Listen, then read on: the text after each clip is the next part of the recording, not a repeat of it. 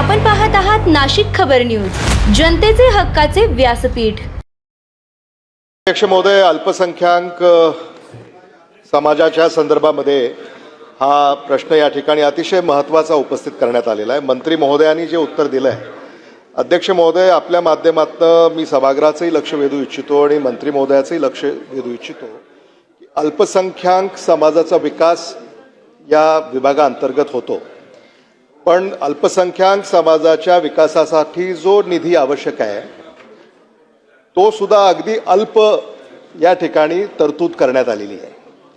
अल्पसंख्याक त्याला का म्हटलंय अध्यक्ष महोदय? कारण तो अगदी अल्पसंख्येनं आपल्या राज्यामध्ये त्याचं वास्तव्य आहे, म्हणून त्याच्याकडे अधिक लक्ष दिलं पाहिजे।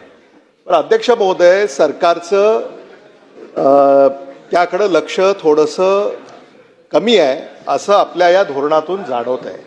आणि म्हणून अध्यक्ष महोदय, मंत्री महोदयांना माझी अशी विनंती आहे की या अल्पसंख्याक समाजाला जर न्याय द्यायचा असेल, त्याला जर विकासाच्या महामार्गावर आणायचं असेल, सबका साथ सबका विकास या जी काही सरकारची धोरणं आहेत त्यानुसार जर काही पावलं उचलायची असतील तर पहिल्यांदा या समाजाला निधी दिला पाहिजे, ही एक विनंती मी आपल्याला करणार आहे।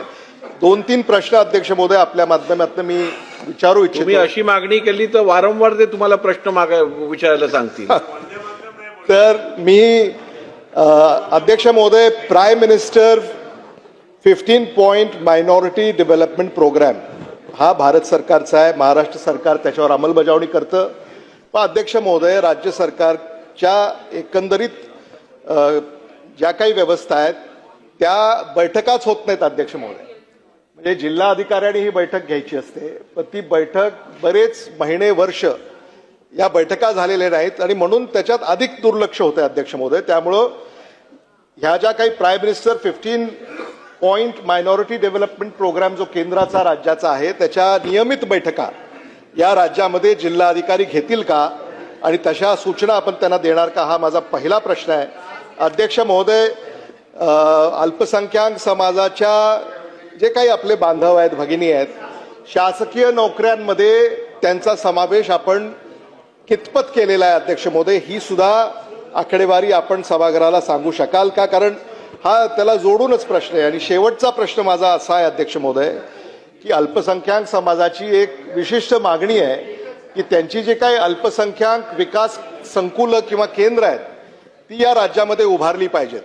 उर्दू घर आहे, वाचनालय आहे, हॉस्टेल आहे, मुलींचं हॉस्टेल, मुलांचं हॉस्टेल, अशा योजना आहेत अध्यक्ष महोदय। त्याच्याकडे निधी कमी पडतोय आणि निवासी शाळा किमान जिल्ह्यामध्ये एक अल्पसंख्याक समाजासाठी निवासी मुलींची शाळा करण्याची एक सूचना या निमित्तानं अध्यक्ष महोदय आपल्या माध्यमातून मी करू इच्छितो। सरकार या संदर्भामध्ये सकारात्मक विचार करून काही ठोस पावलं उचलेल का, असा माझा आपल्याला प्रश्न आहे। सन्माननीय अध्यक्ष महोदय, देशमुख साहेबांनी सांगितल्याप्रमाणे अल्पसंख्याकाला एका ठराविक रेषेच्या वरती आणायचं असेल तर ज्या पद्धतीनं शासनानं विद्यार्थ्यांच्या शिष्यवृत्तीत काही वाढ केली त्याचप्रमाणे ती एकदा करून चालणार नाही। सातत्यानं वाढत्या महागाईप्रमाणे त्या ठिकाणी शिष्यवृत्तीत वाढ केली पाहिजे। विविध ज्या काही वैयक्तिक योजना असतील किंवा इतरही योजना असतील त्याचा त्याला लाभ होऊन त्याची त्याला मदत होऊन आणि ते कुटुंब एका रेषेच्या वरती आणण्यासाठी इतरांप्रमाणे अल्पसंख्याक म्हणून त्या नावाला फक्त अल्पसं सगळं काही देणं हे काही बरोबर नाही। म्हणून त्या दृष्टीनं त्या ठिकाणी तो प्रयत्न निश्चित केला जाईल अशी प्रसंगी मी आपल्याला एक ग्वाही देतो। त्याचप्रमाणे जिल्ह्याला उर्दू शाळा किंवा हॉस्टेल जसं इतर सर्व समाजांना त्या ठिकाणी आता नव्यानं आपल्या सरकारनं मागच्या काळात ओबीसीसाठी सुद्धा एक प्रत्येक जिल्ह्याला एक मोठ्यात मोठं मुलामुलींचं हॉस्टेल निर्माण करण्याचं निर्णय घेतला आहे। त्याचप्रमाणे मागासवर्गीय असतील, आदिवासी असतील यांच्यासाठी जसा निर्णय घेतला आहे तसा अल्पसंख्याकांसाठी सुद्धा स्वतंत्र निर्णय घेण्याचं नियोजन त्या ठिकाणी केलं जाईल।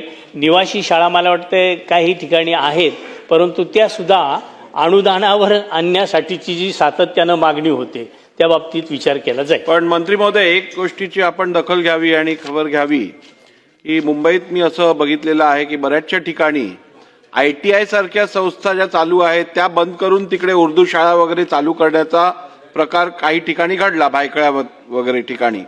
तसं होऊ नये. तुम्हाला व्यवस्था लावायची असेल तर नवीन व्यवस्था लावा, पण एक्झिस्टिंग ITI वगैरे ज्या आहेत, इतर शाळा आहेत, त्या बंद करून तुम्ही उर्दू शाळा करण्याचं योग्य राहणार नाही.